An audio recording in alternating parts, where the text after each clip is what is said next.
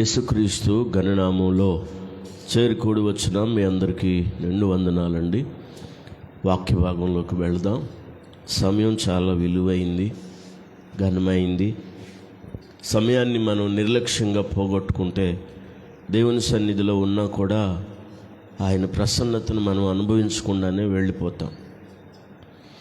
అందుకే ప్రారంభించింది మొదలుకొని సమయం ముగించేదాకా చాలా విలువైందిగా దేవుని పిల్లలు ఎంచుకోవాలి. దేవుని సమయం ఇంకా చాలా విలువైంది. లోకంలో గడిపే సమయమే విలువైంది, అయితే దేవుని సన్నిధిలో గడిపే సమయం చాలా విలువైంది, ఇంకా విలువైంది అన్నమాట.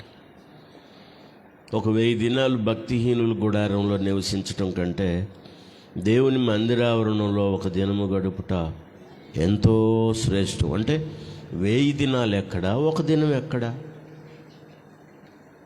ఒక్క దినం అట భక్తిహీనుల గుడారాల్లో 1000 దినాలు నివసించడం కంటే దేవుని మందిర ఆవరణంలో ఒక దినం గడపటం అంటే ఆ ఒక్క దినానికే 1000 దినాల కంటే ఎక్కువ ప్రాముఖ్యత ఉంది. లోకంలో మనం ఎంత సమయం గడిపినా అది కూడా విలువతో గడపాల్సిందే. దాన్ని కూడా నేను వృధాగా చేయమని అసలు చెప్పను.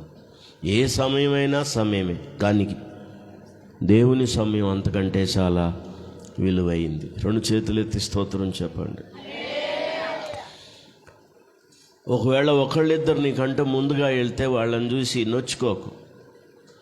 కొంతమంది వాళ్ళని చూసి ఏమంటారంటే వీళ్ళకేం పని లేదు అనుకుంటాను, ఏలాపాల లేకుండా ముందుగానే పరిగెడతారు, అక్కడ ఏం చేయాలనుకుంటారు. అలా అనిపించే వాళ్ళ మనస్సాక్షికి సిగ్గుపడాలి, అలా నేను కదా వెళ్ళాల్సిందని. అంతేగాని పిలిచి ఏం పని లేదా, నీకు అప్పుడే బయలుదేరేమైంది, టైం అవ్వలేదుగా, ప్రార్థన మొదలు పెట్టలేదుగా అన్నారంటే వాళ్ళు భక్తిహీనులని అర్థం. వాళ్ళ మనసులో ఇలాంటి ఆలోచన ఉన్నా కూడా వాళ్ళు బుద్ధి లేని వాళ్ళు అని అర్థం. అర్థమైందా? అలా నేను ఎందుకు వెళ్ళలేకపోతున్నానా? కొద్ది సమయమైనా దేవునితో నా వ్యక్తిగత సంబంధాన్ని బలపరుచుకోవాలి కదా అని ఆశపడి అలా పరిగెత్తాలి దేవుని సన్నిధికి. అంతేగాని కుటుంబం మొదలుపెట్టారా, ఎన్ని పాటలైనా, ఆరాధన అవుతుందా, వాక్యం అవుతుందా, అలా చూసుకొని నువ్వు వచ్చావంటే దేవుని సన్నిధిలో ఏ ప్రతిఫలాన్ని నువ్వు పొందలేవు. నీ వ్యక్తిగత సంబంధాన్ని దేవునితో గడుపుకోవడానికి, నీ వ్యక్తిగత సంబంధాన్ని దేవునితో బలపరుచుకోవడానికి అది చాలా ప్రాముఖ్యమైన సమయం. నేను ఇదివరకు చెప్పాను, ఇప్పుడు కూడా చెప్తున్నాను. ప్రార్థన మొదలుపెట్టినాక, ఆరాధన మొదలుపెట్టినాక క్రమంగా వచ్చాను అని చెప్పుకోవడం శుద్ధ తప్పు. ఆరాధన ఆరంభం కంటే నీ వ్యక్తిగత జీవితం దేవునితో సంధానం చేయబడే కొంత సమయం నీకు ఉండాలి. అక్కడ మందితో కలిసి ఆరాధన చేయటం కాదు. వ్యక్తిగత నీ సంబంధాన్ని దేవునితో నువ్వేం చేసుకోవాలంటే చక్కబరుచుకొని సరి చేసుకోవాలి. అప్పుడు అందరితో పాటు, మందితో పాటు, జనంతో పాటు, సమూహంతో పాటు కలిసి ఆరాధించడానికి నువ్వు ఇష్టపడాలి. అంతేగాని ఒకవేళ ఒక అడుగు ఎవరైనా ముందేస్తే వీళ్ళకేం పని పాట లేదు, ముందే వెళ్తారు అనుకోకండి. అలా మనం ఎందుకు వెళ్ళలేకపోతున్నామని సిగ్గుపడండి. ఆ ప్రయత్నం నేను కూడా చేయాలని సిద్ధపడండి. అంతేగాని ఒకవేళ ఒక అడుగు ముందుకేస్తే, కొంతమంది పెద్దవాళ్ళు ఉన్నారు, వాళ్ళు మందిరానికి వెళ్ళాలని తపంతో 2 అడుగులు ముందుకెత్తే వాళ్ళ గురించి వీళ్ళకి ఆమెకేం పని లేదు, ఆమెకేం పని లేదు, పరిగెత్తుకుంటా వెళ్తారు అనుకోకూడదు. అది ఎవరి పని అని చెప్పాను నేను? భక్తిహీనుల పని, బుద్ధిహీనుల పని. సమయం చాలా విలువైంది. ఈరోజు మనం తీసుకున్న ఈ కీర్తన భాగంలో 3 భాగాలు చెప్తాను మీకు నేను. అది కూడా 5 వచనాల వరకు. 5 వచనాల్లో 3 భాగాలు చెప్తాను. మొదటి 2 వచనాలు ప్రార్థనా జీవితం. దాన్ని ఇలా చెప్పాలనుకుంటున్నాను, రాసుకునే వాళ్ళు ఇలా రాసుకోండి. దేవునితో తన వ్యక్తిగతమైన సంబంధం. ప్రార్థన అనేది దేవునితో తనకున్న వ్యక్తిగత సంబంధం. అది ఆత్మీయ జీవితం కావచ్చు, కుటుంబ జీవితం కావచ్చు, ఇంకా ఏ సామాజిక జీవితం కావచ్చు. ప్రతి విషయాన్ని అక్కడ దేవుని సన్నిధికి తీసుకువెళ్ళే సందర్భం అది. ఒక అద్భుతమైనటువంటి సందర్భం అది, సన్నివేశం మనకి ఇక్కడ కనపడుతున్న ప్రకారం. దేవునితో తన ఆధ్యాత్మిక స్థితిని తన నైతిక స్థితిని కాపాడుకునే సందర్భాన్ని ఈ మొదటి 2 వచనాల ద్వారా గమనిస్తాం. దేవునితో తను ఐక్యపడుతున్న స్థితిని మొదటి 2 వచనాల్లో మనం గమనిస్తాం. దాన్ని ఇలా చెప్తున్నాను. కేవలం ప్రార్థన అంటే యథావిధిగా మనం చెప్పుకున్నట్టు అనిపిస్తుంది, కానీ అలా చెప్పాలనుకోవట్లేదు. ఈసారి దేవునితో తన వ్యక్తిగత సంబంధాన్ని బలపరుచుకోవడం, లేకపోతే సమన్వయం చేసుకోవడం. వాక్య భాగాన్ని చూడండి. మొదటి 2 వచనాలు, యెహోవా నేను నీకు మొరపెట్టుచున్నాను, నా యొద్దకు త్వరపడి రమ్ము. కోరిక. చెప్పండి, ఏమంటున్నాడు? ప్రార్థనలో కూర్చున్నప్పుడు తన కోరిక ఏంటంటే, నేను నీ కోసం మొరపెడుతున్నాను, నా దగ్గరికి రా. మీకు ఈ సన్నివేశం ఎలా అర్థమవుతుంది? ప్రార్థనలో దేవుడు తన దగ్గరికి ఎలా వస్తాడని అనుకుంటారు చెప్పండి? ప్రభు అదే చెప్పాడు. ప్రత్యక్ష గుడారంలో ఎవడైనా చేరి ధూపవేదికకు బల్లకు మధ్యలో ఉన్నటువంటి దీపవృక్షానికి బల్లకు మధ్యలో ఉన్న ధూపవేదిక దగ్గరికి అహరోను కుమారులు కానీ ఎప్పుడైతే ఆ ధూపాన్ని వేయడానికి వస్తారో అక్కడికి నేను వచ్చి వారిని కలుసుకుంటానని ప్రభు చెప్పాడు. ఎక్కడ ప్రార్థన చేసేవాళ్ళు ఉంటారో అక్కడికి ప్రభు వస్తాడు. ప్రభు వాళ్ళని కలుసుకుంటాడు. అంటే ప్రార్థనా సమయాన్ని నువ్వు మిస్ అవుతున్నావు, కోల్పోతున్నావు అంటే దేవుణ్ణి కలుసుకునే ఆ సందర్భాన్ని నువ్వు మానేస్తున్నావు, పోగొట్టుకుంటున్నావు అని అర్థమైందా? అందుకే నిన్నటి దినాన్ని కూడా చెప్పాను, సమయం దొరికితే తలుపులు వేసుకొని ప్రభువు పాదాలు పట్టుకోవడానికి చూడండి అని. ఎంతమందితో ఎన్ని ముచ్చట్లు చేసినా ఆ కార్యంతో సమానం కావవి. ఎంత సమయం వ్యర్థంగా లోకంలో లేకపోతే సోషల్ మీడియాతో కాలం గడిపినా దేవునికిచ్చే ఆ సమయంతో సమానం కావవి. టీవీల దగ్గర వ్యర్థ ప్రలాపనలతోటి కాలం గడపడం వలన నీ ఆధ్యాత్మిక స్థితికి చాలా నష్టం కలుగుతుంది, తీవ్ర నష్టం కలుగుతుంది. దేవునితో నీకున్న సంబంధం ప్రార్థనలోనే ఎక్కువ బలపడుతుంది. ఆమేన్ చెప్పండి. ఎంత నువ్వు ప్రార్థనకు దగ్గర అవుతున్నావు అంటే అర్థం ఏంటంటే దేవునికి అంత సన్నిహితంగా నువ్వు అవుతున్నావని అర్థం. ప్రార్థనలో గడపలేని వాళ్ళు దేవునికి సన్నిహితులు కారు కూడా ఎప్పటికీ. ప్రార్థన అంటే దేవునితో మాట్లాడే అనుభవం. ఇక్కడ మీకు మొదటి వచనంలోనే అర్థమవుతుంది, యెహోవా నేను నీకు మొరపెట్టుచున్నాను. చెప్పండి, నా యొద్దకు త్వరపడి. అంటే ఇక్కడ మీరు ప్రార్థన కూర్చున్నారు అనుకోండి, ప్రభు వచ్చేస్తాడా ఇప్పుడు? మరి ఏంటి దాని అర్థం?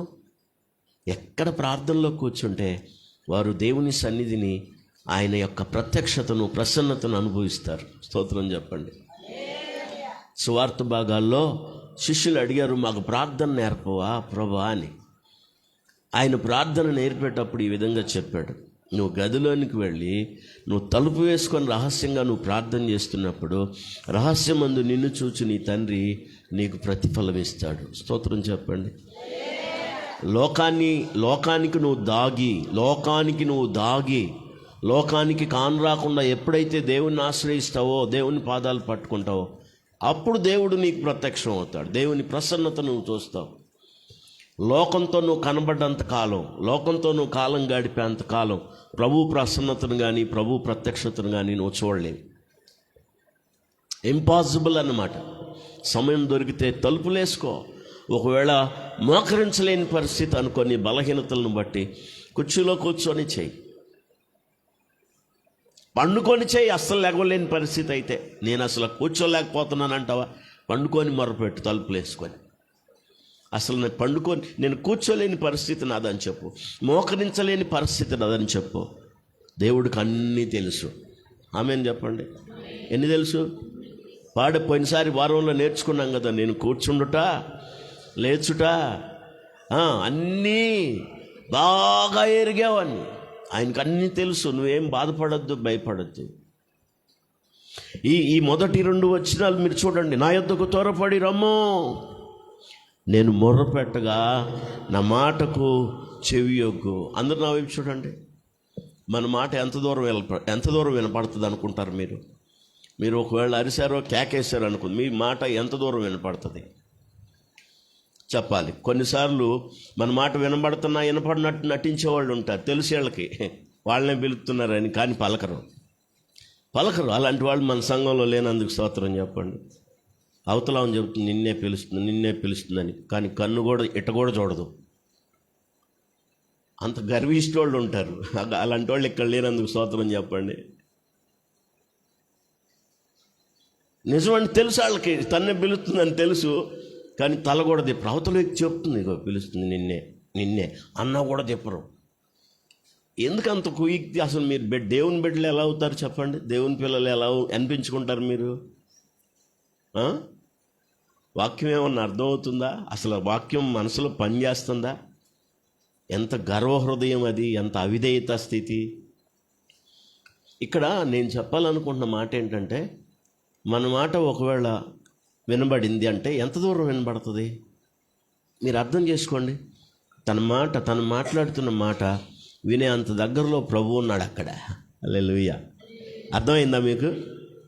నా మాట అక్కడ మాట చూడండి, నేను మొర్రపెట్టగా నా మాటకు చెప్పండి, మీరు అందరూ చెప్పండి. అంటే మన మాట వినడానికి కొంత పరిధిని మనం పెట్టుకున్నాం.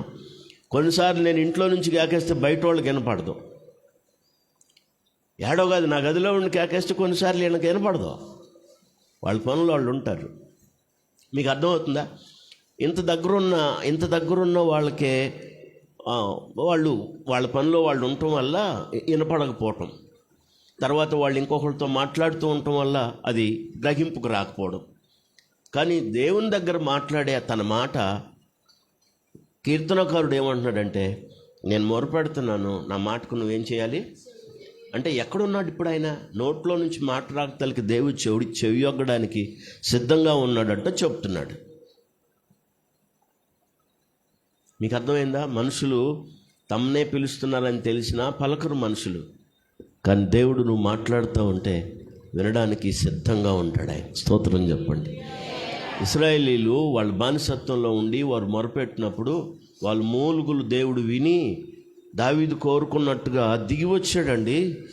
వారిని లక్ష్యముంచి వారిని కనికరించి వారిని రక్షించడానికి ఆయన దిగి వచ్చాడు.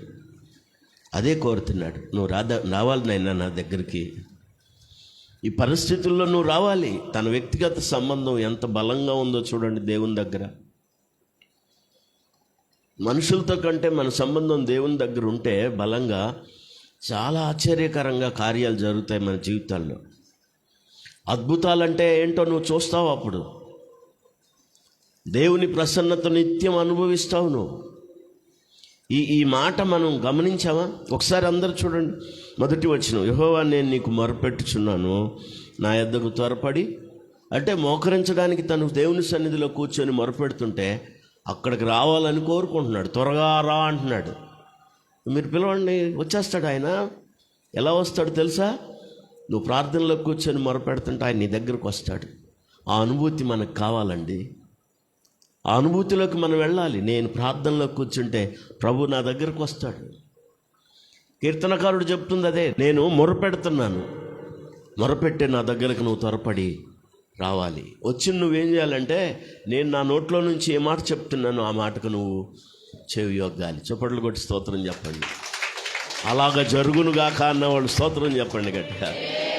అలా జరగాలంటే దేవునితో నీకున్న వ్యక్తిగత సంబంధం, ప్రార్థన సంబంధం, నువ్వు దేవుని దగ్గర బలపడాలి. నీకు ఈ అనుభవంలో నువ్వు ఎదగాల, ఆ అనుభవంలోకి నువ్వు రూపాంతరం చెందాలి. ప్రియులారా, ఆ మాటలు చూడండి, జాగ్రత్తగా చూడండి. నేను మొర్రపెట్టగా నా మాటకు చెవియొగ్గు. అంటే మనం మాట్లాడుతున్న మాట ఆయనకు వినపడే అంత దగ్గర ఆయన ఉన్నాడు అన్నమాట. కీర్తనకారుడు అంటాడు, యెహోవా నువ్వు సమీపంగా ఉన్నావని. చెప్పండి, నువ్వు ఫిలిప్పీ పత్రికలో కూడా చెప్తున్నాడు 4వ అధ్యాయంలో ఆయన సమీపంగా ఉన్నాడని. ఈ కీర్తన వాక్యాన్ని ఇలా ఉంచి వాక్య భాగాన్ని చూడండి. ఎల్లప్పుడూ ప్రభువునందు ఆనందించండి. మరలా చెప్తాను, ఆనందించండి. మీ సహనం సకల జనులకు తెలియబడనీయండి. ఒకసారి అందరూ చెప్పండి, ఎక్కడున్నాడు? ఈ అనుభూతి దేవుని పిల్లలకు ఉండాలి. నువ్వెక్కడున్నా నువ్వు దేవుని సన్నిధిలో ఉంటే ఆయన నీకు సమీపంగా ఉంటాడు. చెప్పండి, ఎక్కడుంటాడు? యవనస్తులు చెప్పండి, ఎక్కడుంటాడు? సమీపం. నువ్వు దేవునికి సమీపం అవడానికి ఇష్టపడితే ఆయన నీకు సమీపం అవుతాడు. దేవునికి ప్రార్థనకు నువ్వు దూరం అవుతుంటే దేవుడు నీకు ఎలా సమీపం కాగలడు? నువ్వే కావాలని దూరం అవుతున్నావు. ఆయన సన్నిధిని కోల్పోతున్నావు అంటే ఆయన సమీప్యాన్ని కోల్పోతున్నావు అనే విషయాన్ని ఖచ్చితంగా గుర్తుపెట్టుకోవాలి. ఎంత అద్భుతమైన మాట చెప్తున్నాడు. 5వ వచనంలో ప్రభు సమీపంగా ఉన్నాడు. హల్లెలూయా చెప్పాలి హల్లెలూయా. కొందరు ఇప్పటికే తినొచ్చినట్టున్నారు, మత్తుగా ఉన్నారు కొంతమంది. వండేవాళ్ళు పెందలాడు వండబాకండి. అది టిఫిన్ చేస్తాం కదా, ప్రార్థన అయినా కొంటామని చెప్పండి. కొంతమంది మత్తులైపోతున్నారు, కునుకు పడుతున్నారు. తేలికపాటిగా వేసారేంటి? అలాంటి పనులు ప్రార్థనకు వచ్చే ముందు ఏం కాదు, ఈలోపు చచ్చిపోరని చెప్పండి. కొంచెం తగ్గించుకోండి. మళ్ళీ చెప్తున్నాను, మీరు గుర్తుపెట్టుకోండి. వైద్యశాస్త్రం నాకు తెలియదు కానీ ఒళ్ళు ఎంత తగ్గించుకుంటే అంత ఆరోగ్యం. నిజమమ్మా, మళ్ళా చెప్తున్నాను. ఒళ్ళు వచ్చిన వాళ్ళ లేకపోతే ఒళ్ళు పెరిగిన వాళ్ళ అవస్థలు చూడండి మీరు. ఆ బాధలు వర్ణనాతీతం. కొంతమందిని నేను చెప్తాను, మీరు గుర్తుపెట్టుకోండి. వాళ్ళు తూనీగల్లాగా ఉంటారు, ఎంత బలంగా పనిచేస్తుంటారు. ఒకళ్ళిద్దరు చూడండి, మీ కళ్ళ ముందు కనపడతారు. 70 ఏళ్ళు ఆయనకి కాలు ఇరిగింది, కానీ ఆ స్టూల్ వేసుకొని రోడ్డు మీద నడవాలన్న ఆశ ఆయనకి. ఎంత తేలిగ్గా నడుస్తున్నాడు చూడండి. కాలు ఇరిగిపోయింది, తొంట్లో గూడిపోయింది. అది మనుషులు పిప్పళ్ళ బత్తాల్లాగా ఉండి ఎట్టగదులుతారు? అది తినొద్దని తినే దాంట్లో ఏం దానికి సంబంధం లేదు. జాగ్రత్తగా ఒళ్ళు పెరగకుండా చూసుకోండి. ఒకవేళ పెరిగిపోయిన వాళ్ళ సంగతి మనం ఏం చెప్పలేం, కానీ పెరగకుండా చూసుకోండి. పిల్లలు, యవనస్తులు జాగ్రత్తగా చూసుకోండి. ఏది కనపడితే అది ఏలపాలు లేకుండా తినబాకండి. కాస్త తగ్గించుకోండి. ఏం కాదు, నష్టమేం అవ్వదు. ఒళ్ళు తగ్గటం వలన బలం తగ్గదు. అందుకే కదా మనోళ్ళు పరిగెత్తే వాళ్ళల్లో 2 రకాలు అనండి. పరిగెత్తే వాళ్ళల్లో 2 రకాలు. పరిగెత్తేవాళ్ళు 2 రకాలు. కొంతమంది అరక్క పరిగెత్తారు అనండి. కొంతమంది అనండి అరక్క పరిగెత్తారు. కొంతమంది ఆకలితో పరిగెత్తుతారు. ఈ 2 రకాలు అర్థమైందా? డైజెషన్ అవ్వాలి, పరిగెత్తాలి. అరుగుదల సరిగా పరిగెత్తాలి. గ్యాస్ ట్రబుల్ పరిగెత్తాలి. కానీ దొరక్క పరిగెత్తడం ఎందుకంటే ఆకలి వాళ్ళని పని చేయడానికి పరిగెప్పిస్తుంది. అది 2వ రకమైన పరుగు అనమాట. ఈ 2 పరుగులు అవసరమే. నిమ్మళంగా గడుపుతున్నావంటే నీ శరీరం మందం అవుతుంది. పని చేయిన తర్వాత క్రమంగా నీ శరీరం పనిచేయడం మానేస్తుంది. బలహీనతలకు, జబ్బులకు కారణం అవుతుంది. కాస్త తగ్గించుకోండి. పక్కన వాళ్ళకి ఎవరికి చెప్పొద్దు. మీరు ఆమెను చెప్పండి గట్టిగా. అవును, తగ్గించుకోండి, మీరేమనుకోవద్దు. పర్లేదు, కాస్త తిండి తగ్గించుకున్నా ఏం కాదు. కొంతమంది ఇప్పటికీ ఆల్రెడీ రొట్టెలు మాత్రమే తింటున్నారు. పలసటి రొట్టెలు అవి కూడా 1-2 గంటలు తింటలేదు. ఇదివరకు కడుపు నిండా తినేవాళ్ళు, భయపడి ఒళ్ళు పెరుగుతుందని 1-2 రొట్టెలతో ముగించుకుంటున్నారు. మంచిది, ఏం నష్టం అవుదని చెప్తున్నాను నేను. ఆరాధనకు వచ్చే ముందు ఏం తినకండి. హల్లెలూయా.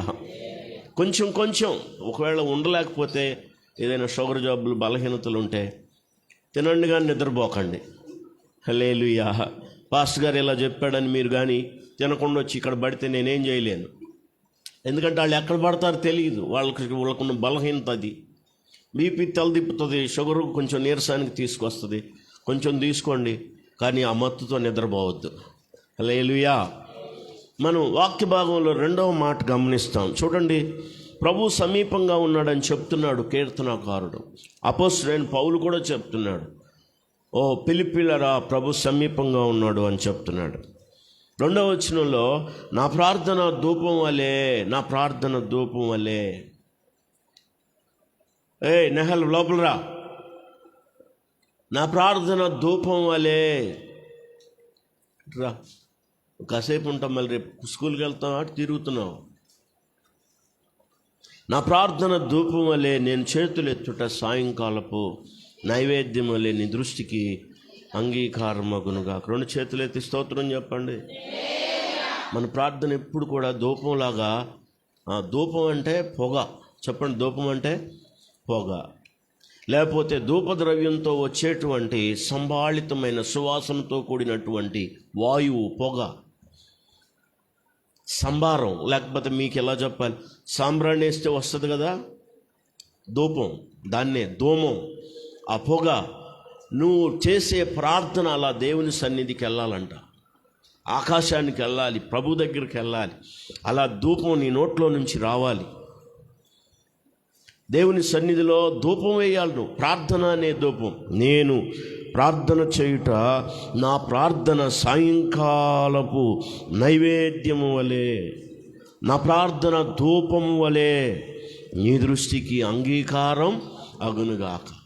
ఈ 2 వచనాలు నేనేం చెప్తున్నానంటే, ప్రార్థనతో విశ్వాసికి ఉన్న దేవునితో వ్యక్తిగత సంబంధం. చెప్పండి, దేవునితో వ్యక్తిగత సంబంధం. నంబర్ 1, మొట్టమొదటి స్థితి, నువ్వు దేవునితో మంచి సంబంధాన్ని కలిగి ఉండాలి. దేవునితో నీకున్న అనుబంధం చాలా చక్కగా ఉండాలి. ఆ నిబంధన క్రమంగా కొనసాగాలి. అది ధూపంలాగా వెళ్ళాలి. ప్రభు నీ నోటికి దగ్గరున్నాడని తెలుసుకోవాలి. నువ్వు ప్రార్థనలో కూర్చున్నప్పుడు ఆయన నీ దగ్గరకు వస్తున్న అనుభవం నీకు ఉండాలి. ప్రభు చెప్పింది కూడా అదే. ప్రార్థనలో అత్యంత సన్నిహితంగా నువ్వు దేవుని దగ్గరికి సమీపిస్తావు.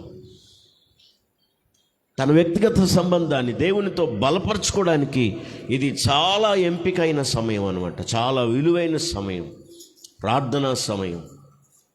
తన వ్యక్తిగత జీవితాన్ని దేవునితో సన్నిహితం చేసే సందర్భం ఇది. అదే ప్రభు చెప్పింది. ఎప్పుడైతే అహరోను కుమారులు ఈ ధూపవేదిక దగ్గరికి వచ్చి వాళ్ళు ధూపవేదిక దగ్గర ధూపం వేస్తారో, అలా ధూపవేదిక దగ్గర ధూపం వేస్తున్నప్పుడు అక్కడికి వచ్చి నేను వారిని కలుసుకుంటాను. ప్రార్థన చేయడానికి ఎక్కడ నువ్వు మోకరిస్తావో అక్కడ నిన్ను కలుసుకోవడానికి ప్రభు వస్తాడు. నీ మాట వినడానికి ఆయన చెవియొగ్గి అంత దగ్గరగా వస్తాడు ఆయన. చప్పట్లు కొట్టి అందరూ స్తోత్రం చెప్పండి. హల్లెలూయా. ఈ మొదటి 2 వచనాలు దేవునితో విశ్వాసి వ్యక్తిగత సంబంధాన్ని సన్నిహితంగా మార్చుకోవడానికి ప్రార్థన గొప్ప స్థలం, ప్రార్థన గొప్ప ఆయుధం, లేకపోతే గొప్ప ఉన్నతమైనటువంటి ప్రణాళిక దేవునిది, మనల్ని సన్నిహితంగా మార్చడం కోసం ఆయనకు. 2వ అనుభవాన్ని మీకు నేను జ్ఞాపకం చేస్తాను. ఇది కూడా 2 వచనాలు. ఈ 2 వచనాల్లో 3వ వచనం జాగ్రత్తగా మీరు చూడండి. యెహోవా నా నోటికి కావలి ఉంచుము. 2వది, నా పెదవుల ద్వారమునకు కాపు పెట్టుము. చెప్పండి, ఏమంటున్నాడు? యెహోవా నా నోటికి కావలి ఉంచు. కావలి ఎప్పుడు ఉంటారు చెప్పండి? కావలి ఎప్పుడు ఉంచుతారు చెప్పండి? ఏది కాపలా పెట్టినా, మనిషిని పెట్టినా, కుక్కను పెట్టినా, గోర్ఖవాడిని పెట్టినా కాపలా ఎందుకు పెడతారు? కాపలా ఎందుకు పెడతారు? క్రమశిక్షణ రహితంగా బ్రతుకుతున్నప్పుడు కాపలా అవసరం. కొంతమంది మనుషులకు కూడా కాపలా కాస్తారు. ఎక్కడికి పోతున్నారు, ఏం చేస్తున్నారు, ఎక్కడ కూర్చుంటున్నారు, ఎవరితో మాట్లాడుతున్నారు అని అట్ట కూడా కాపలా. దీన్ని ఇంటెలిజెంట్లు విభాగం అంటారు.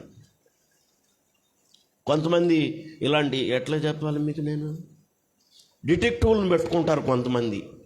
ఇళ్లల్లో కొంతమందికి అనుమానాలు వస్తాయి. మా ఆయన ఎక్కడికి వెళ్తున్నాడో, ఏం చేస్తున్నాడో, ఏ డ్యూటీకి వెళ్తున్నాడో, అసలు వెళ్తున్నాడో వెళ్తలేదో, డ్యూటీకి అని చెప్పి సర్దుకొని బయటకు వెళ్ళిన తర్వాత ఎవరెవరితో మాట్లాడుతున్నాడు అండి డిటెక్టివ్లను పెట్టుకుంటారనమాట.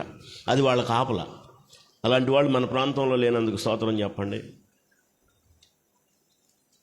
అదండి కాపులా అంటే. ఇప్పుడు వీళ్ళని కాపులు ఎక్కడ దేనికి పెట్టమన్నాడంటే, ఏది పడితే అది నా నోట్లో నుంచి రాకుండా, నా పెదవుల ద్వారంలో నుంచి రాకుండా నా నోటికి కాపు పెట్టు అంటున్నాడు. దేవుని పిల్లల నోట ఏ మాట మాట్లాడినా జాగ్రత్తగా ఉండాలి. 39వ కీర్తనలు అంటాడు, నాలుకతో నేను పాపం చేయకున్నట్లు నా నోటికి నేను చిక్కం పెట్టుకుంటాను. నాలుక మన ద్వారా పాపం చేయిస్తుంది. కాని మాటలు మాట్లాడించి, అనుకోడని మాటలు పలికించి పాపం చేయిస్తుంది. ఆ నాలుక పాపం చేసేలాగా మాట్లాడుతుంది. 39లో చెప్పాడన్నమాట, నా నాలుకతో పాపం చేయకున్నట్లు నా మార్గాలను జాగ్రత్తగా చూసుకుంటాను. భక్తిహీనులు నా ఎదుట ఉన్నప్పుడు ఏం ఉంచుకుంటాడంట? అంటే నోరు చిక్కం దేనికి పెడతారంటే పొలాల్లో, పంట పొలాల్లో వ్యవసాయం చేసేటప్పుడు ఎద్దుల మూతికి, ఆ వ్యవసాయం చేసేటువంటి పశువుల మూతికి పెడతారు. ఎందుకో తెలుసా? అడ్డం వచ్చిన గడ్డి కొరకకుండా, ఆ పచ్చటి ఆ చెట్ల యొక్క ఆకులను తుంచకుండా, కొమ్మలను పాడు చేయకుండా, ఆ వ్యవసాయ పని అయిపోయేంత వరకు వాటికి చిక్కం పెడతారు. కాని మాటలు పలకకుండా, కాని మాటలు మాట్లాడకుండా నా నోటికి ఏముంచి ప్రభువా? చిక్కం ఉంచి అంటున్నాడు. నా మూతికి చిక్కం పెట్టుకుంటాను, నా నోట్లో కళ్ళెం పెట్టుకుంటాను. కళ్ళెం ఎందుకు పెడతారో తెలుసా? కళ్ళెం అందరికి పెట్టరు, అన్నిటికి పెట్టరు, గుర్రానికి పెడతారు. ఆ కళ్ళెం లేకపోతే అది మాట ఏందో. ఆ నోట్లో ఆ కళ్ళెం ఉన్నంత వరకు అది, ఆ కళ్ళెం ఒక తాడు పట్టుకొని వెనకాల ఆడిచ్చేవాడు పట్టుకుంటాడు. ఆ కళ్ళాన్ని నాలుక మీద బిగిస్తాడనమాట. అది కానీ మాట ఏందో దాన్ని ఎగిరిపియాలనుకున్నప్పుడు కాస్త బిర్రు చేస్తాడు. అది లోపల సురుకు పుడుతుంది. ఆ యొక్క కళ్ళెం ఆ నాలుకకు సురుకు తగలగానే అది ఆడమంటే ఆడుతుంది, ఎగరమంటే ఎగురుతుంది, సైలెంట్గా ఉండమంటే ఉంటుంది. అందుకే ఆ కళ్ళాన్ని పెట్టి ఆ గుర్రాన్ని అంత బలమైన దాన్ని వాళ్ళు ఆడించగలుగుతారు. ఏది పడితే అది మాట్లాడకుండా ఉండటానికి నా నోటికి నేను నాలుకకు కళ్ళెం పెట్టుకుంటాను, నా మూతికి, నా నోటికి నేను చిక్కం పెట్టుకుంటాను అన్నాడు. ఎందుకంటే అది నా ద్వారా పాపం చేయిస్తుంది, నీకు విరోధంగా ప్రవర్తించేలాగా మాట్లాడేలా చేస్తుంది. ఈ మాటలు మీరు జాగ్రత్తగా గమనించండి. రెండవ భాగానికి, అంటే రెండవ భాగంలో 2 వచనాలకు నేను పెట్టిన పేరేంటంటే తను ప్రత్యేకపరుచుకొనుట. చెప్పండి, తను లోక జీవితంలో నుంచి తను ప్రత్యేకపరుచుకుంటున్నాడు. ప్రభా, నా నోటికి కళ్ళెం చిక్క ఉండాలి, నేను కావలి ఉండాలి, నా నోటికి, నా పెదవుల ద్వారానికి కాపు పెట్టు. 4వ వచనం చూడండి. పాపము చేయు వారితో కూడా నేను దుర్నీతి కార్యాల్లో చొరబడకుండానట్లు. అంటే కొన్ని సందర్భాల్లో ఇది నేను చేయొచ్చా, ఇది నేను చేయకూడదా అనుకోరు కొంతమంది. అక్కడ జొరబడే ఆలోచనలో వాళ్ళు ఉంటారు. అంటే వాళ్ళు చేయాలనుకున్న కార్యాన్ని చేయడం కోసం ముందుకెళ్ళడానికి ఏమని రాశాడంటే జొరబడుట అన్నాడు. అనండి అమ్మా, నేను అనలేదు కదా ఆ మాట. కొంతమంది ఎక్కడ పడితే అక్కడ జొరబడతా ఉంటారు. అర్థమైన వాళ్ళు స్తోత్రం చెప్పండి. మీకు ఎవరికి అర్థం కాలేదా? ఎక్కడ పడితే అక్కడ జొరబడకూడదు. ఇక్కడ అంటున్నాడు, నా ద్వారా పాపం జరగకుండానట్లు భక్తిహీను కార్యాల్లో నేనేం కాకూడదు. అవి భక్తిహీనులు చేసే కార్యాలు, వాళ్ళ కార్యాల్లో నేను జొరబడకూడదు. వాళ్ళ దుష్ట కార్యాల్లో నేను వెళ్ళకూడదు అందులోకి. అసలు నా వైపు చూడండి, జొరబట్టం అంటే ఏంటి? ఖాళీ లేకపోయినా కూడా నెట్టుకొని పోవటం అన్నమాట. అనండి, అర్థమవుతుందా? జొరబట్టం అంటే అర్థం ఏంటంటే 10 మంది ఉంటారు, గోడలాగా నుంచుంటారు, అక్కడ వెనకాల వచ్చినోడికి అవకాశం లేదు, కానీ ఆ దారికి వెళ్ళాలనుకుంటాడు. ఏం చేస్తాడు? ఇప్పుడు తలకాయ పెట్టి ఎంత ఖాళీ లేకపోయినా సరే బలవంతంగా జొరబడి వెళ్తారు లోపలికి. అవకాశం లేకపోయినా ఆ కార్యాలు చేయాలనుకోవటాన్ని ఏమంటారంటే జొరబట్టం అంటారు. ఏమంటారు? జొరబట్టం అంటారు. దేవుని పిల్లలు ఎక్కడ పడితే అక్కడ జొరబడకూడదు. ఏట్లో పడితే అట్లో జొరబడకూడదు. ఎంత బాగా ప్రత్యేకపరుచుకుంటున్నాడు చూడండి. ఈ అనుభవాన్ని అందుకే చెప్తున్నాను. తన వ్యక్తిగత జీవితంలో మొదటిది దేవుని సంబంధాన్ని బలపరచుకోవడం అయితే, రెండవది లోకంలో ఉంటున్న తన ఆధ్యాత్మిక జీవితంలో తను ప్రత్యేకపరుచుకుంటున్నాడు. నా నోటికి చెప్పండి, నా నోటికి కావలి ఉంచో. చిక్కంగా అది ఇంకొక అంశంలో, దాంట్లోనే ఇంకో 2వ భాగం. అది మొదటి అంశంలో చెప్పండి. నా నోటికి కావలి ఉంచు, నా పెదవుల ద్వారమునకు కాపు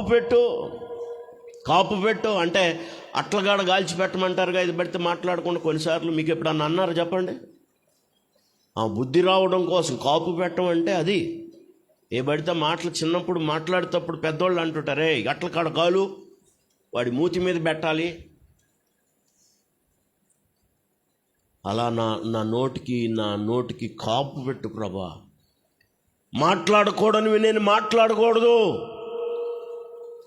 నా నోటికి కాపు పెట్టు, కాయి. నా పెదాలు కాపు పెట్టు, నా పెదవుల ద్వారమునకు కాపు పెట్టు. 4వ వచనం, పాపము చేయు వారితో కూడా నేను దుర్నీతి కార్యాల్లో జొరబడకుండునట్లు. వాక్యాన్ని చూడాలండి, మీరు వాక్యాన్ని చూసి ధ్యానం చేయండి, లేకపోతే మీకు అర్థం కాదు. కొంతమంది ఉన్నారు దుర్నీతి కార్యాలు చేసేవాళ్ళు.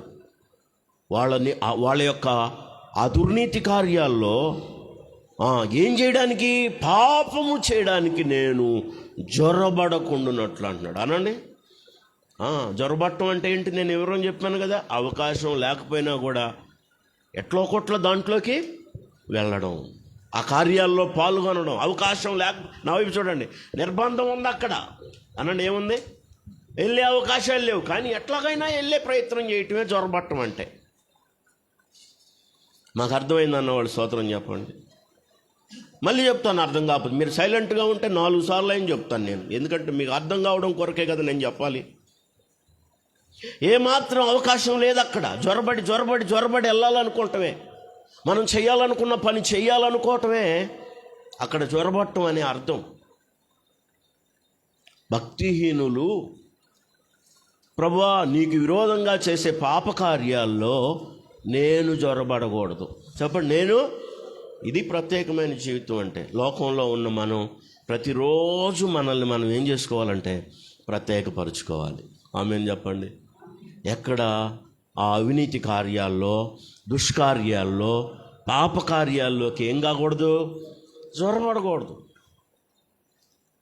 కొంతమంది భక్తిహీనులు చేస్తే చేయొచ్చు, వాళ్ళలాగా వాళ్ళతో పాటు ఆ కార్యాల్లో పాల్గొనడానికి నువ్వు కూడా అక్కడ జ్వరపడకూడదు. అలా జ్వరబట్టడానికి ప్రయత్నం చేయకూడదు. తను ప్రత్యేకంగా కోరుకుంటున్నాడు, వేరుబాటు జీవితాన్ని కలిగి ఉండడానికి ఇష్టపడుతున్నాడు. దేవుని సన్నిధిలో ఒక ప్రత్యేకమైన వైరాగ్యాన్ని కలిగి ఉండడానికి ఇష్టపడుతున్నాడు. దేవుని పిల్లలకి ఇది చాలా అవసరం. నేను అక్కడ వెళ్ళకూడదు, నేను అక్కడ నుంచోకూడదు, నేను అక్కడ జ్వరబడకూడదు, నేను ఆ కార్యాల్లోకి వెళ్ళకూడదు. ఎంత బాగా రాశాడండి. 4వ వచనం, పాపము చేయువారితో కూడా నేను దుర్నీతి కార్యాల్లో జ్వరబడకుండునట్లు నా మనస్సు దుష్కార్యమునకు తిరగనీయకము. నా మనస్సాక్షి పాడైపోయి ఆ దుష్కార్యాలు చేయడానికి నేను ప్రేరేపితున్నాయి. అలా జ్వరబడతానేమో, అలా నా మనస్సును ఏం చేయనీయొద్దు, తిరగనీయొద్దు. తను ప్రత్యేకంగా ఉండడానికి కోరుకుంటున్నాడు. వాస్తవంగా కొన్నిసార్లు మనంతటి మనకు కలగదండి. నా వైపు చూడండి, మనంతటి మనకు కలగదు. కానీ ఇతరులు చూసినప్పుడు మనకు కూడా ఏమనిపిస్తుంది అంటే చేయాలనిపిస్తుంది, అలా నడవాలనిపిస్తుంది, అలాగే ప్రయాణం చేయాలనిపిస్తుంది. అది ఆ విషయంలోనే తను ప్రత్యేకంగా దేవుని సన్నిధిలో, దేవుని దగ్గర ప్రత్యేకపరుచుకుంటున్నాడు. ప్రభువా నా నోటికేమో కావలి ఉంచు, నా పెదాల ద్వారానికి కాపు పెట్టు. అంతేకాదు, లోకంలో మనుషుల మధ్య నేను నివాసం చేస్తున్నప్పుడు వాళ్ళు చేసేటువంటి పాపకార్యాలతో, అక్కడ అన్నాడు పాపము చేయు వారితో కూడా నేను. అనండి, అక్కడ ఎవరున్నారు? పాపం చేసేవాళ్ళు ఉన్నారు. ఆ పాపం చేసే వాళ్ళ కార్యాలతో, వాళ్ళు చేసేటువంటి దుర్నీతి కార్యాలతో నేను జ్వరబడకుండా, ఆ కార్యాలు చేయడానికి నేను జ్వరబడకుండానట్లు నా మనస్సు దుష్కార్యమునకు తిరగనీయకము. ఇంతకీ కొన్నిసార్లు ఎందుకు తిరుగుతారంటే, అక్కడ కొంతమంది వాళ్ళ రుచిగల పెట్టే భోజన పదార్థాల కోసం జ్వరబడే వాళ్ళు కూడా ఉన్నారు. అక్కడే చెప్పాడు, వారి రుచిగల పదార్థములు నేను. అనండి, భోజనానికి కక్కుర్తి పడి కూడా జ్వరపడకూడదు అని అర్థం. అనండి, అర్థమైన స్తోత్రం చెప్పండి. దేనికి కక్కుర్తిపడి? భోజనానికి కక్కుర్తిపడి కూడా కొంతమంది జ్వరపడతారనమాట. అక్కడ అవకాశం ఉండదా? అసలు వాళ్ళు అనుకుంటుంటారు కొన్నిసార్లు భోజనాల దగ్గర, అక్కడ కూడా భలే చాకచక్యంగా జ్వరపడతారు. అది ఒక టాలెంట్ కొంతమందికి. అలాంటి వాళ్ళు మన సంఘంలో లేనందుకు స్తోత్రం చెప్పండి. అరే ఎవరికి ఖాళీ లేదు కదా, ఎట్ట నువ్వు తీసుకొచ్చావంటే జ్వరపడిపోయాను భాస్కర్, అందరూ తోసేసి నెట్టుకొని వెళ్ళిపోయాను భాస్కర్ అంట. ఆ టాలెంట్ ఆడితే స్తోత్రం. హల్లెలూయా, హల్లెలూయా. అర్థం అవట్లేదా మీకు? అక్కడ ఎంత అయిపోయింది, బాగుంది, ఇన్ని విషయాలు చెప్పిన ఆయన తన తిండి గురించి ఎందుకు చెప్పాడంటే, వీడు జ్వరపడటానికి ఒక కారణం చెప్పాడు. అక్కడ వాని రుచిగల పదార్థాలను నేను ఏం చేయకుండా ఉందును, అవసరమైతే తినక ఎందును కాక అంటున్నాడు. లేకపోయిన భోజనాలు అని చెప్పండి. జ్వరపడకూడదు అంతేగాని భోజనం కోసం దూరిపోకూడదు. ఆ దేవునికి విరోధమైన పాప కార్యాలను తెలిసి జ్వరపడకూడదు. కొంతమందికి ఆ విచక్షణ ఏమి ఉండదు. ఎంత బాగా రాశాడో 4వ వచనం. పాపము చేయి వారితో కూడా నేను దుర్నీతి కార్యములలో చొరబడకుండానట్లు నా మనస్సు, అప్పుడు దాకా వాళ్ళతోనే ఉన్నాడు, కానీ మనసు పాడవుందాకా జాగ్రత్తగానే ఉంటావు నువ్వు. మనసు ఎప్పుడైతే తిరిగిపోద్దో అప్పుడు మాయమవుతుంది మనిషి. మనసు తిరగకూడదు, చెప్పండి.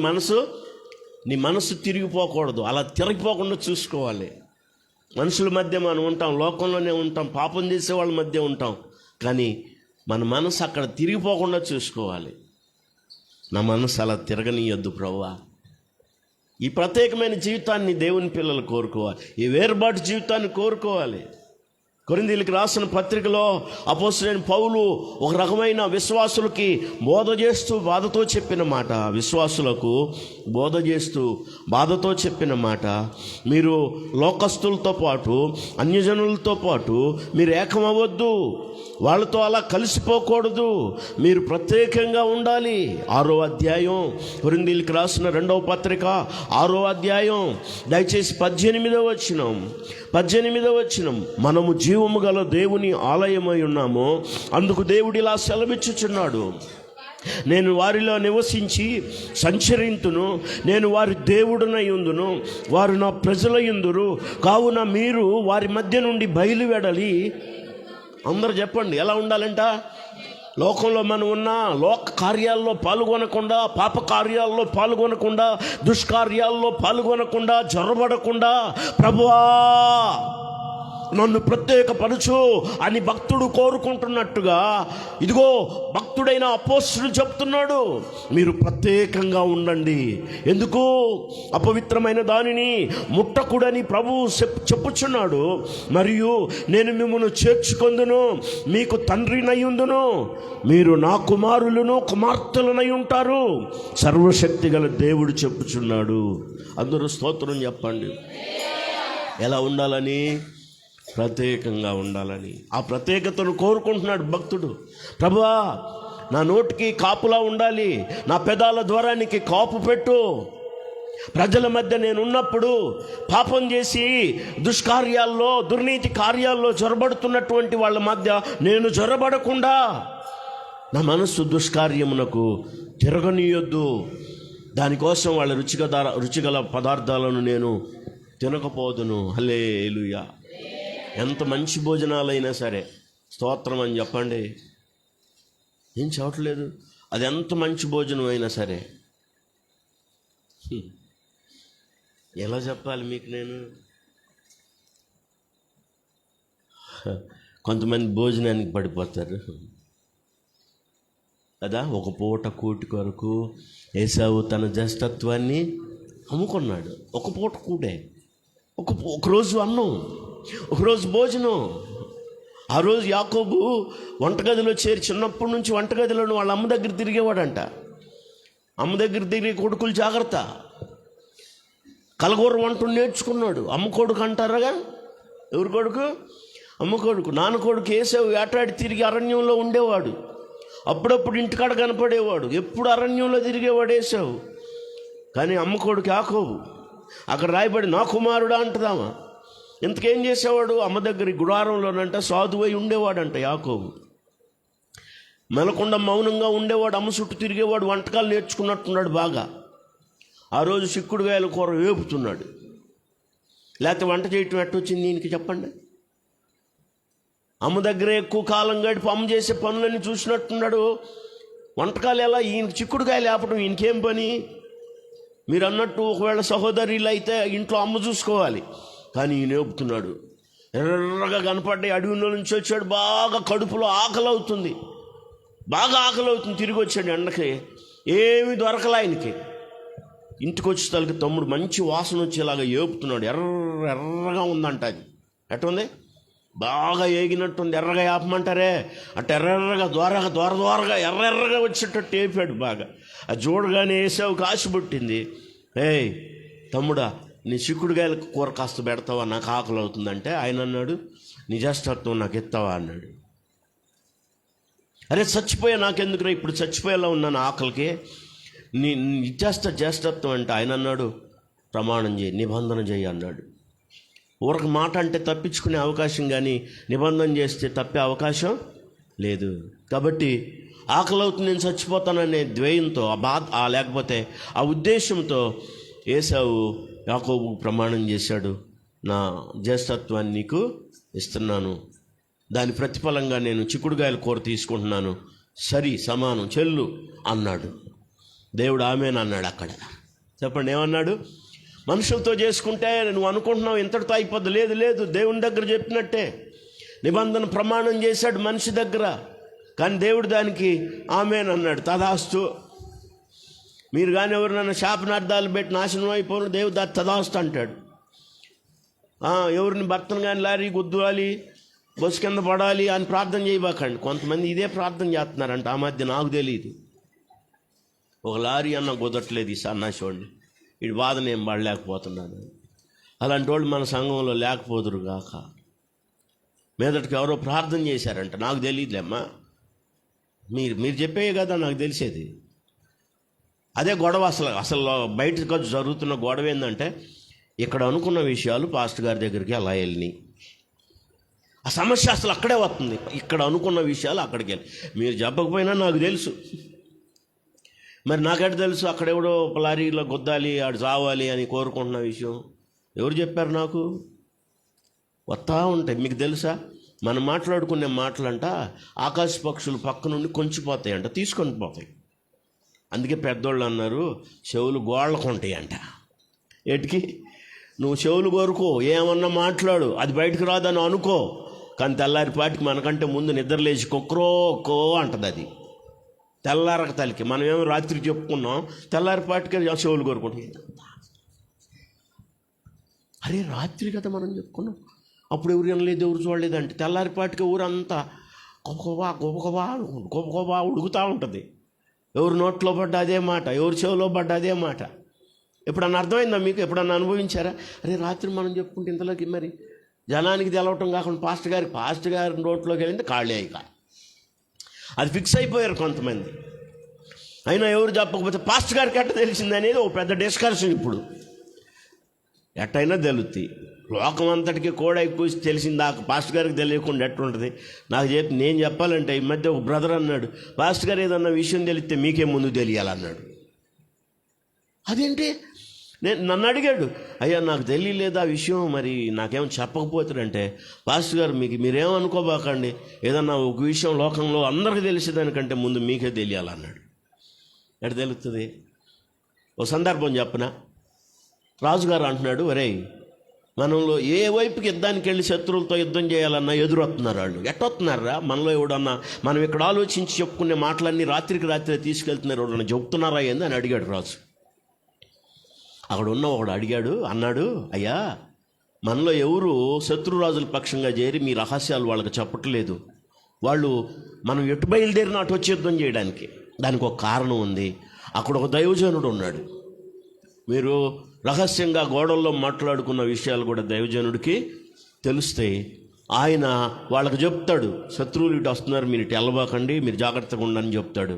అందుకే వాళ్ళ కాపుదల వస్తుందని చెప్తే ఆయన లాక్కురండి రమ్ముంది అంటాడు. స్తోత్రం చెప్పండి. ఎలాగైనా తెలుస్తాయండి, అంతేగాని ఎవరో వచ్చి ఓదక్కర్లేదు. మీరు అనుకుంటున్నారేమో గాలిలో గుండా వచ్చి వినపడతాయి. చెప్పండి, ఎటుకుండా వచ్చి గాలిలో గుండా వచ్చి వినపడతాయి. మీరు దాన్ని పెద్ద ఇష్యూగా భావించాల్సిన అవసరం లేదు. అప్పటికి లోకం కోడైకి వస్తూ ఉంటుంది. కొన్ని సంగతులు చాలా చివరి కదా మేము ఉండేది, లేటుగా తెలుస్తుంటాయి మాకు. అయినా ఈలోపు వీళ్ళకి అసలు బాధ ఏంటంటే, లోకం అంతటికి తెలిసినా పర్లేదు కానీ ఆ విషయం పాస్టర్ గారికి మాత్రం తెలియకూడదని కొంతమంది ఆలోచన అనమాట. అలాంటి వాళ్ళు ఇక్కడ లేనందుకు స్తోత్రం చెప్పండి. మీకు అర్థమైంది నేను చెప్పింది? వాళ్ళు లోకం అంతా ఏమో తెలిసినా పర్వాలేదు, చెప్పుకున్నా పర్లేదు, ఏమన్నా అనుకోని, కానీ ఎవరికి తెలియకూడదు? పాస్టర్ గారి దగ్గరికి వెళ్ళకూడదు, పాస్టర్ గారికి మాత్రం తెలియకూడదు. ఎందుకంటే ఆయన మైకులో చెబుతాడు ఏకంగా. ఎట రహస్యంగా చెవులు కొరుక్కున్నా పర్వాలేదు, కానీ పాస్టర్ గారి దగ్గరికి వెళ్తే మైకులో చెబుతాడు. నేను ఎవరు రహస్యాలు చెప్పనండి, జాగ్రత్తగా ఉండండి అని మాత్రం చెబుతాను. దేవుడు మిమ్మల్ని దీవించును గాక. దేవుని ప్రణాళికలో మీరు ఉండాలి, మీరు కట్టబడాలి, మీ విశ్వాసం సరిగా ఉండాలి, మీ భక్తి జీవితం బాగుండాలని కోరుకుంటాను నేను. అవిశ్వాసంతో గుడ్డి బతికి అంధకారమైన గాఢాంధకారమైన పాతాళంలో మీరు పడకూడదని ఆవేదన, అంతగా తప్ప వేరే ఏం కాదు. తెలిసిన ప్రతి విషయానికి నీకు హెచ్చరింపు కానీ గద్దింపు కానీ వస్తే నీకు అది ఎంతో మేలు. మూడవ భాగం అదే. వాక్యాన్ని చూడండి. 3వ భాగం అంటే 5వ వచనం. 5 వచనాలు చెప్తానని చెప్పాను. మొదటి 2 భాగంలో దేవునితో తనకున్న వ్యక్తిగత సంబంధాన్ని బలపరచుకోవడం, 2వ భాగంలో అంటే 2, 3, 4 వచనాల్లో ప్రత్యేకమైన జీవితం, వేరుబాటు జీవితం లోకంలో. నా 3వ భాగం ఏంటంటే, దయచేసి అందరు చూడండి 5వ వచనం. నీతిమంతులు నన్ను కట్టుట నాకు ఉపకారము, వారు నన్ను గద్దించుట నాకు తైలాభిషేకం. అందరూ ఆమేన్ చెప్పండి. ఇక్కడ తనకు బుద్ధి చెప్పేవాడు నీతిమంతుడు, తన్ను క్రమమైన బాటలో నిలబెట్టేవాడు నీతిమంతుడు, తన్ను బోధించి బ్రతికించాలని కాపాడుకొని చూసే దైవజనుడు నీతిమంతుడు.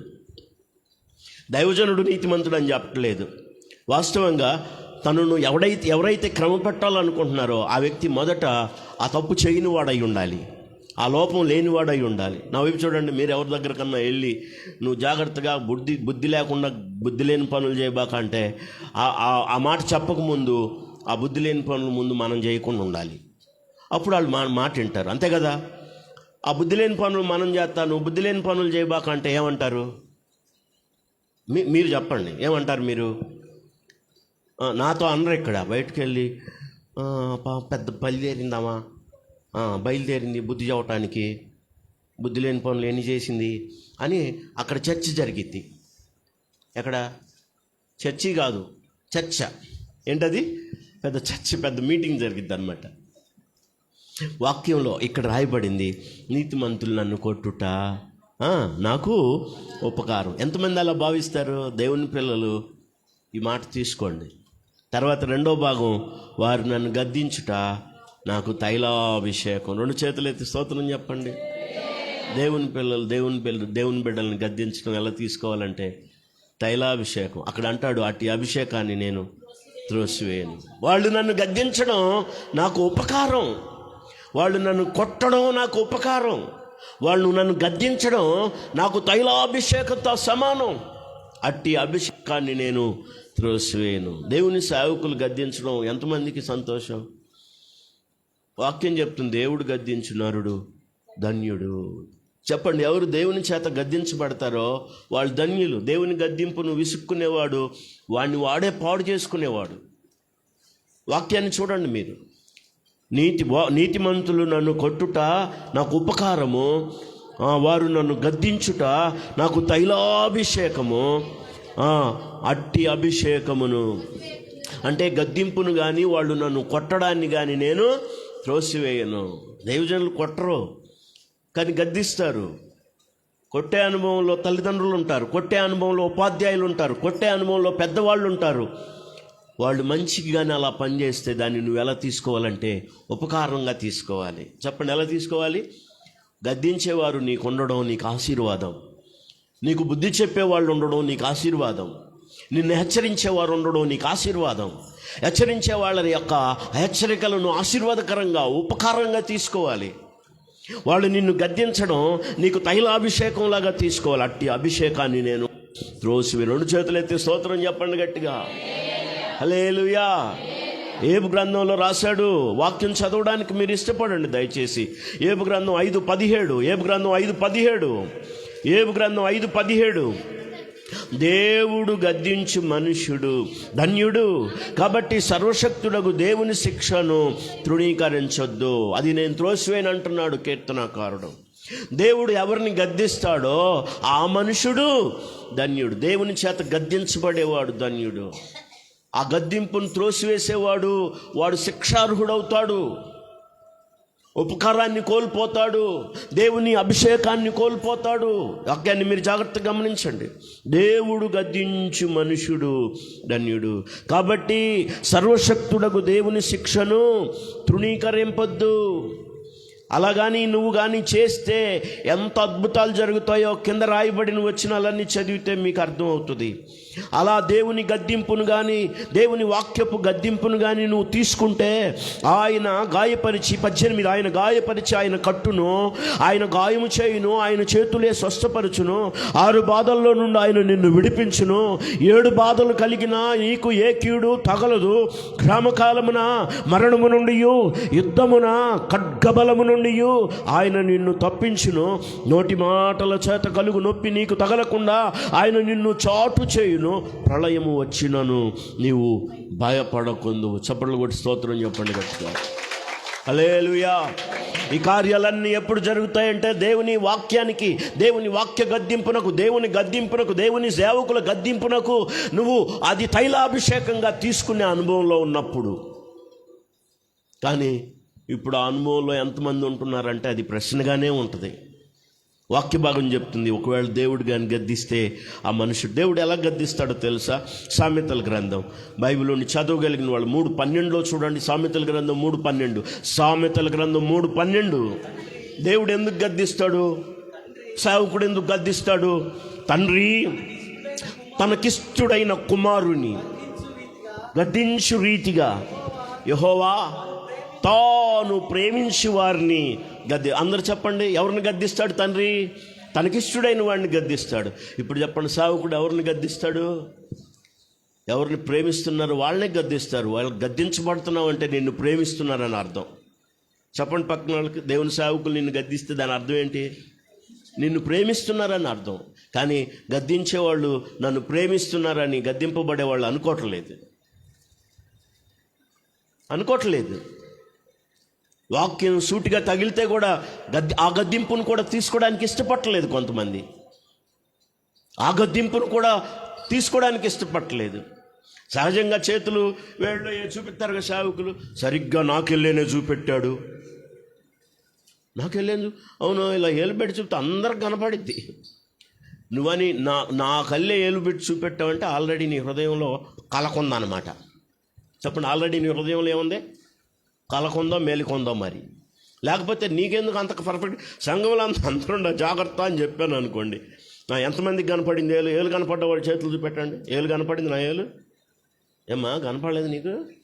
నా ఏలు కనపడుతుందా మీకు? ఎంతమంది చూశారు? వీళ్ళందరికీ కనపడింది. కానీ నీకెందుకు మెలకబడింది? డెఫాల్ట్ అనమాట. లోపలేదో మిస్టేక్ జరిగింది. లోపలేదో మిస్టేక్ జరిగింది. వాక్యం చెప్తుంది. వాక్యం ఎంత అద్భుతమైన మాట ఇక్కడ చెప్పాడు చూడండి. సామెతలు 3:12 తన తండ్రి తనకిష్టుడైన కుమారుని గద్దించు రీతిగా యెహోవా తాను ప్రేమించు వారిని. ఒకవేళ గద్దింపు నీకు వచ్చిందంటే దేవుడు నిన్ను ప్రేమిస్తున్నాడు. సేవకుడు గద్దించాడంటే అర్థం ఏంటి? సేవకుడు నిన్ను, అంతేగాని నీ మీద ద్వేషంతో కాదు గద్దించింది, నిన్ను ప్రేమిస్తున్నాడు సేవకుడు. దేవుని సేవకుడు నిన్ను ప్రేమిస్తున్నాడండి. ఎంతమందికి అవగాహన? గద్దించాడు అని నువ్వు బాధపడటానికి కాదు, నువ్వు మెలకపడటానికి కాదు. సేవకుడు నిన్ను ప్రేమిస్తున్నాడు, దేవుడు నిన్ను ప్రేమిస్తున్నాడు. తండ్రి ఏమో తనకిష్టమైన కుమారుడిని గద్దిస్తాడట, దేవుడు తను ప్రేమించే వాళ్ళని గద్దిస్తాడు. స్తోత్రం చెప్పండి గట్టిగా.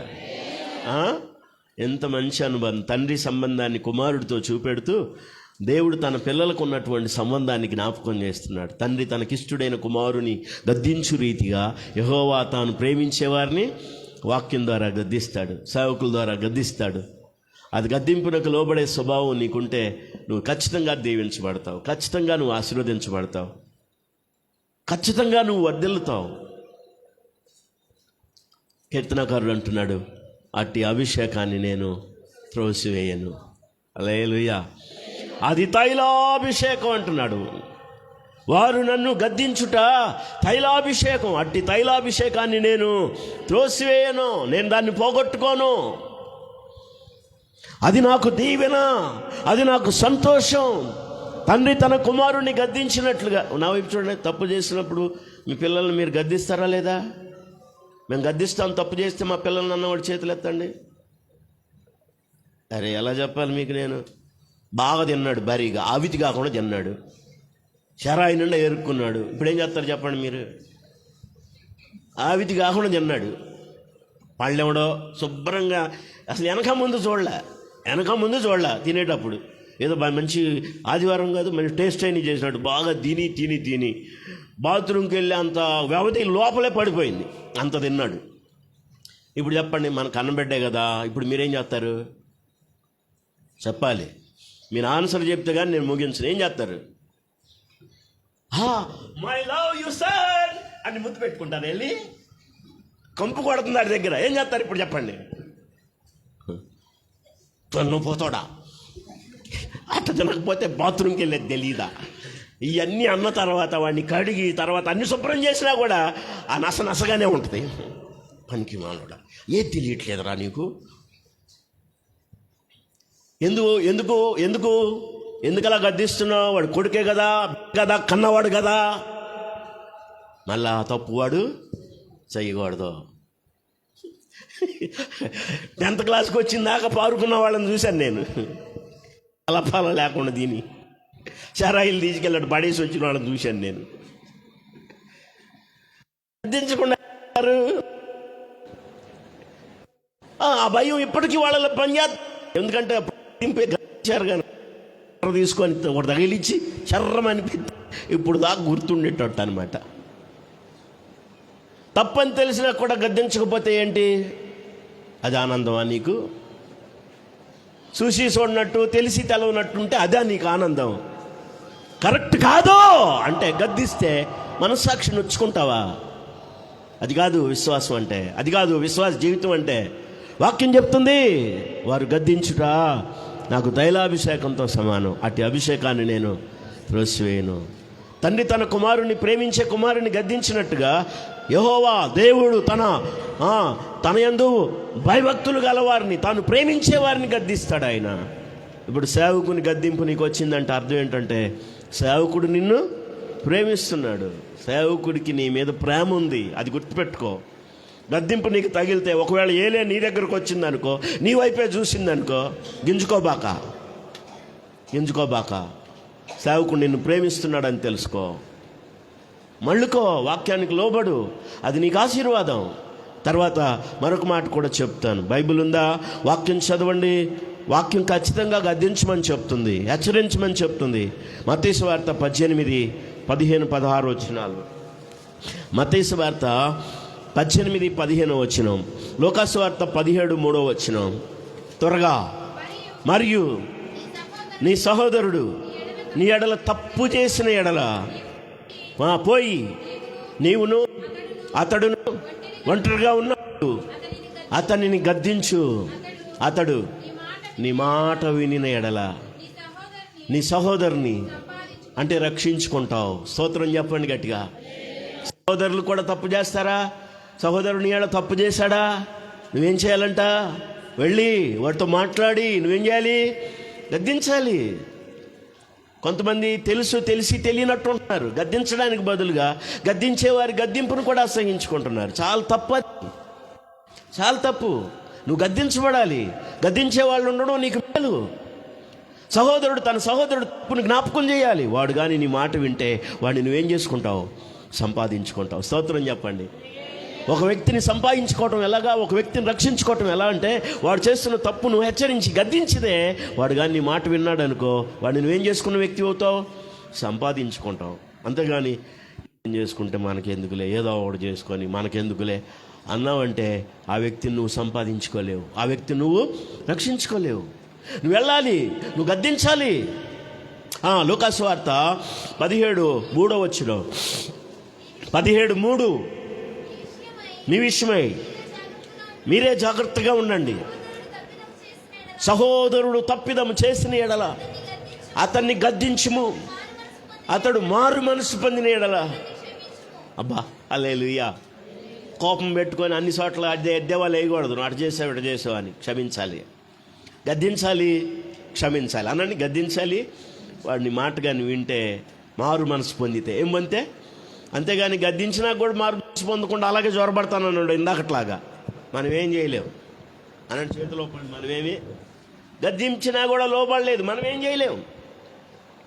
ఏళ్ళు నీ దగ్గరికే వచ్చింది, అయినా నువ్వు లోబడలేదు. ఏం చేయలేవు, ఇక అది నువ్వు ఇష్టపడలేదు. వాక్యంలో చాలా మంచి విషయాలు ఉన్నాయి. ఎంతో అద్భుతమైన నడిపింపు కీర్తనకారుడు కలిగి ఉన్నాడు. మొదటిది 2 వచనాలు దేవునితో వ్యక్తిగతమైన సంబంధం తన జీవితంలో మార్చుకోవడం. రెండవది లోకంలో తన ఆత్మీయ జీవితం ప్రత్యేకపరచుకోవడం. నా పెదాల దూరకు కాపు ఉండాలి, నా నోటికి కాపులా ఉండాలి.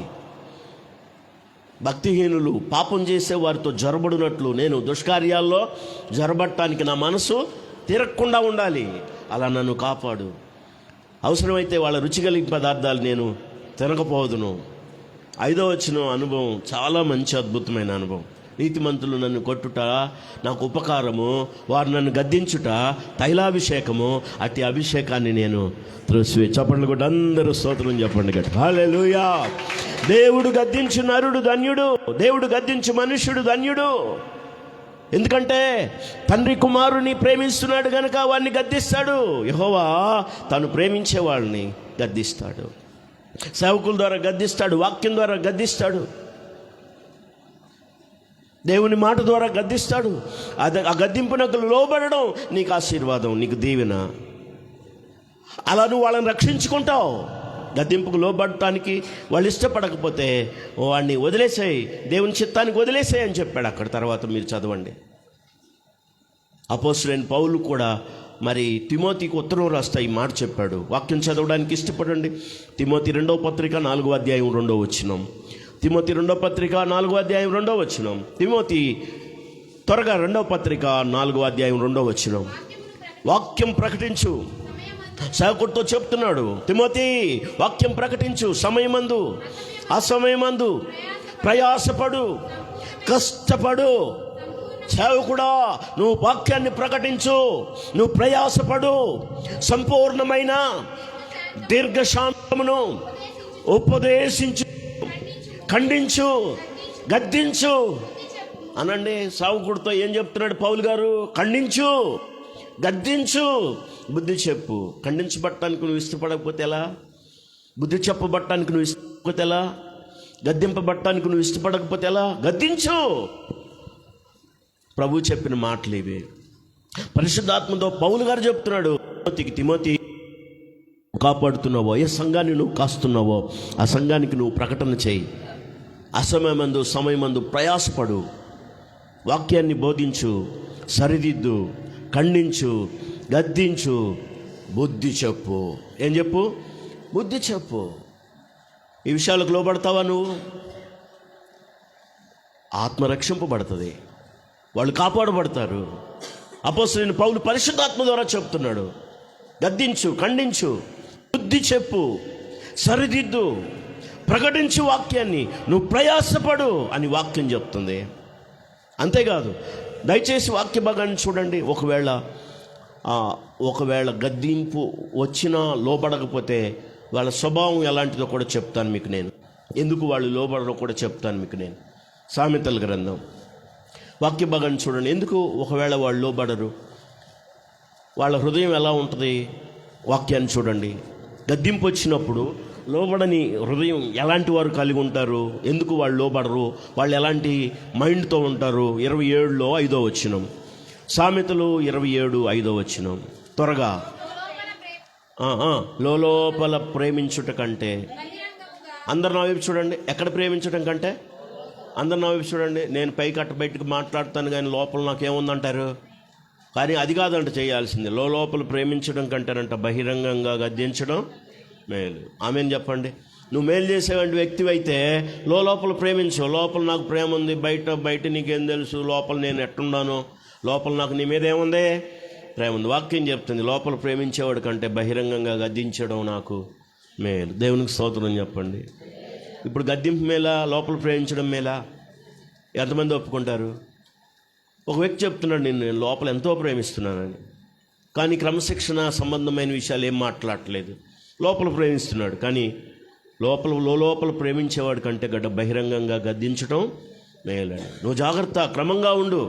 నీ విశ్వాస జీవితానికి ఇది తగిన పరిస్థితులు కావు, తగిన మాటలు కావు, తగిన పనులు కావు అని గద్దించేవాళ్ళు మేలు చేసేవాళ్ళు అండి. వాళ్ళకి చెప్పండి, ఏం చేసేవాళ్ళు?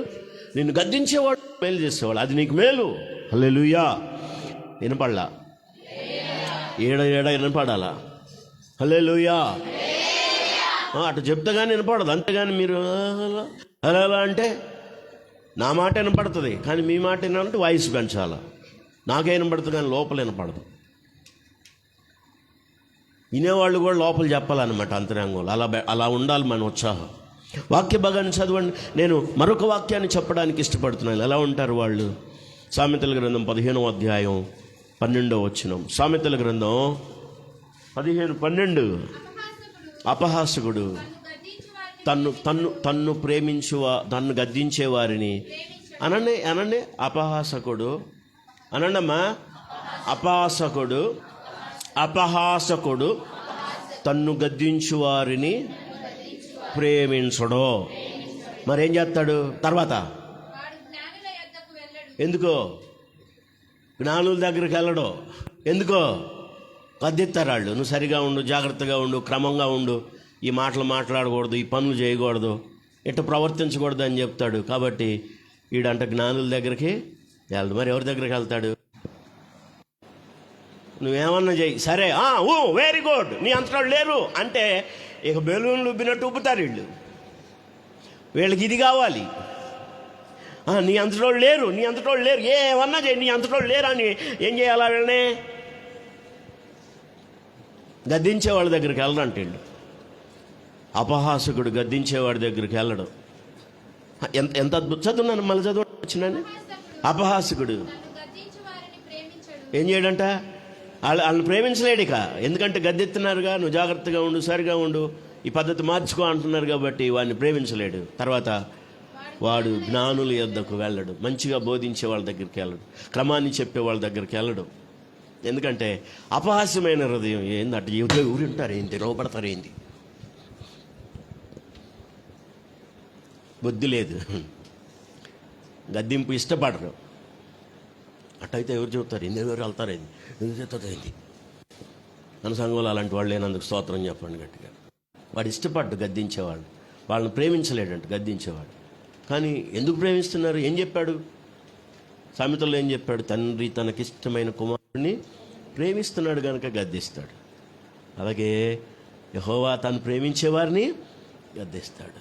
నిన్ను ప్రేమించే సేవకులు నిన్ను గద్దిస్తారు. ఆ గద్దింపుకు లోబడుతూ నీకు ఆశీర్వాదం, అది నీకు తైలాభిషేకం, అది నీకు మేలు, ఉపకారం నీకు అది. ఎంత సమర్పణ చేసుకుంటున్నాడు చూడండి కీర్తనకారుడు. వారు నన్ను గద్దించుట నాకు అంశాన్ని వదిలిపెట్టొద్దు. 3 భాగాలు ఈరోజు. మొదటి భాగం దేవునితో తనకున్న వ్యక్తిగత సంబంధం ప్రార్థన ద్వారా స్థిరపరచుకోవడం. రెండవది లోకంలో విశ్వాస జీవితంలో ప్రత్యేకత, వేరుబాటు జీవితం. మూడవ అనుభవం ఏంటంటే సేవకుల దగ్గర తన యొక్క విధేయతా స్థితి, దిద్దుబాటు స్థితి, క్రమశిక్షణ స్థితి దేవుని పిల్లలకు అవసరం. ఇది 3వ భాగంలో మనం చూస్తున్నాం. వారు నన్ను కొట్టుట నాకు ఉపకారము, వారు నన్ను గద్దించుట తైలాభిషేకంతో సమానం, అట్టి అభిషేకాన్ని నేను త్రోసివేయను. అక్కర్లేదు నాకు అనకూడదు. అంటున్నావంటే నువ్వు మోసపోతున్నావు అని అర్థం. కొంచెం ముందుకెళ్తే ఇంకొక మాట చదువు. సామెతలు 9:7 వచనం. ఒకవేళ వాళ్ళని గద్దిస్తే వాళ్ళ దగ్గరికి వెళ్ళకపోగా, వాళ్ళని ప్రేమించకపోగా, అవసరమైతే వాళ్ళ మీద ఏదో ఒక నింద కూడా వేస్తారంటే అపహాసకులకు బుద్ధి చెప్పువాడు.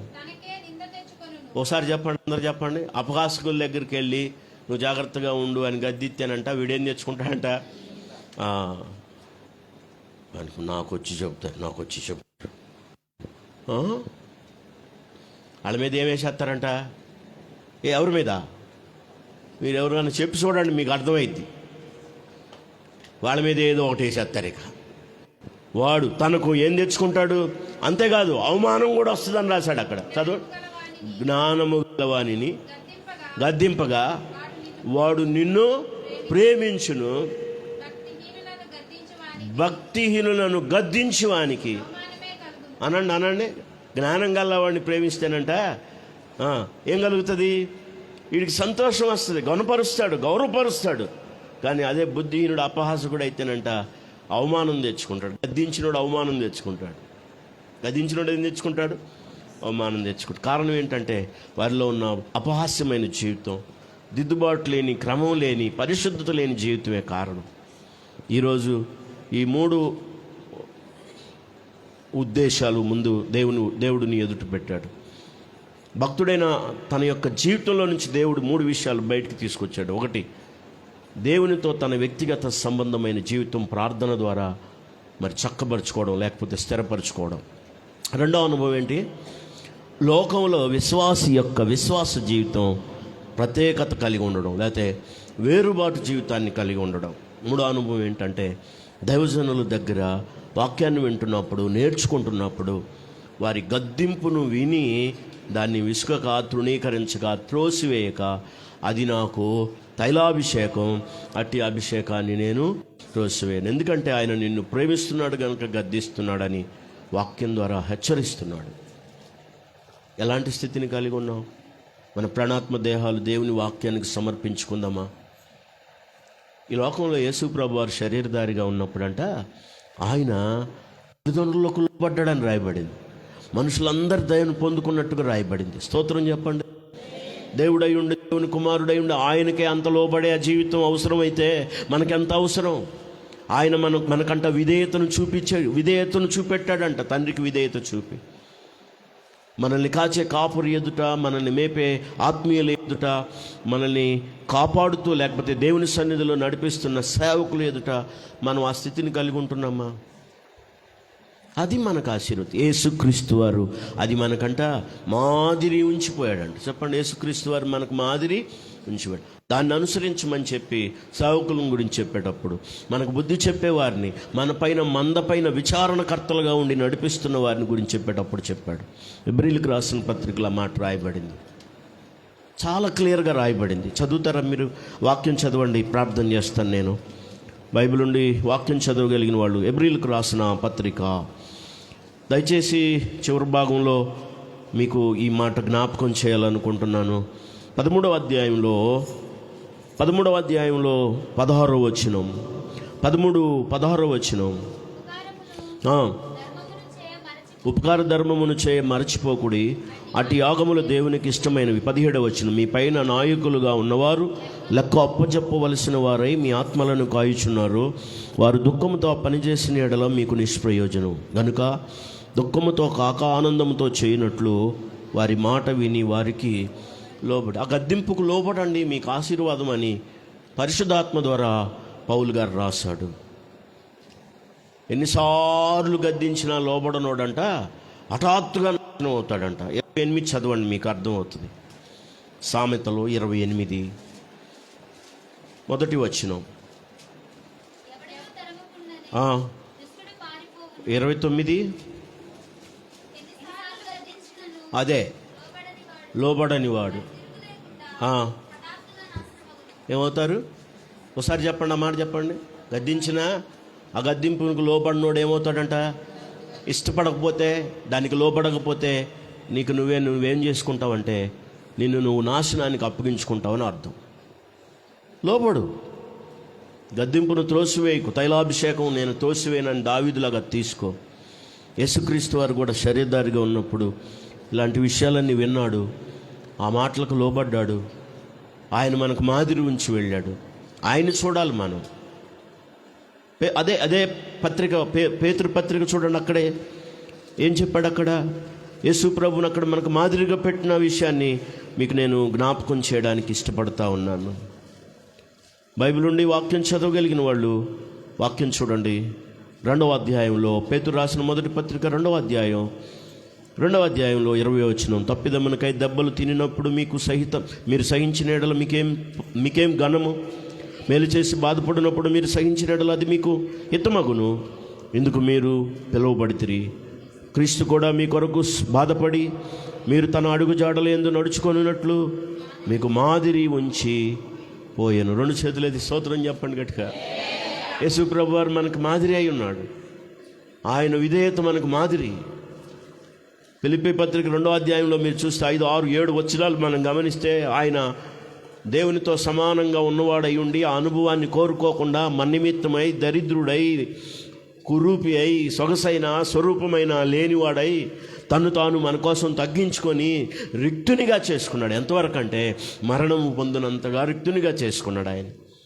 యేసు ప్రభువుకు అయినా తగ్గింపు అవసరమైంది, కానీ మనకు మాత్రం తగ్గింపు అవసరం లేకుండా పోతుంది, విధేయత లేకుండా పోతుంది. గద్దించడానికి గద్దింపబట్టడానికి ఇష్టపడలేని వారంగా కనబడుతున్నాం.